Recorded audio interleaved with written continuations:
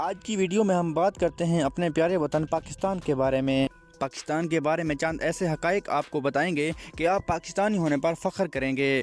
Pakistani martial artist Irfan مسعود نے 1 minute میں 2 finger push ups نکال کر ورلڈ ریکارڈ قائم کر دیا۔ 18 kg وزن اٹھا کر عرفان مسعود نے 22 پش اپس نکالے۔ پاکستان کے مایہ ناز سنگر استاد نصرت فتح علی خان کے پاس سب سے زیادہ قوالی البمز ریکارڈ کرنے کا اعزاز بھی ہے۔ اس لیجنڈ نے ٹوٹل 125 قوالی البمز ریکارڈ کیے تھے۔ پاکستانی گیمنگ پلیئر سمیل حسین سید دنیا کا کم عمر ترین پلیئر ہے جس نے مختلف گیمنگ ٹورنامنٹ جیت کر $1 ملین سے بھی زیادہ پیسے کمائے ہیں۔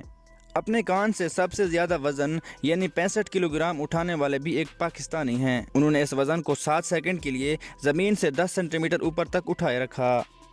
کرکٹ کی تاریخ کی تیز ترین بال بھی پاکستانی فاسٹ بولر شعیب اختر نے 2003 کے ورلڈ کپ میں کروائی تھی۔ انگلینڈ کے خلاف میچ میں کروائی گئی اس بال کی سپیڈ 161.3 کلومیٹر پر گھنٹہ تھی۔ مکہ اور مدینہ کی مسجدوں کے بعد دنیا کی سب سے بڑی مسجد شاہ فیصل مسجد اسلام آباد میں واقع ہے۔ اس مسجد میں 1 لاکھ آدمیوں کی نماز پڑھنے کی گنجائش موجود ہے۔ دنیا کے خوبصورت ترین کیپٹلز میں سے پاکستان کے کیپٹل اسلام آباد کا دوسرا نمبر ہے۔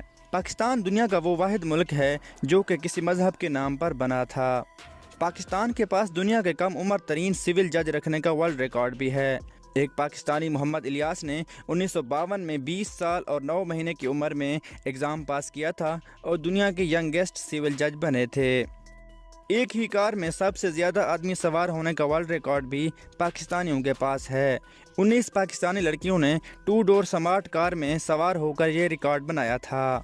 پاکستانی شہر سیالکوٹ دنیا کی سب سے زیادہ ہاتھ سے سلی ہوئی فٹ بالز بناتا ہے۔ اسی شہر میں پوری دنیا کی 50 سے 70% فٹ بالیں بنتی ہیں۔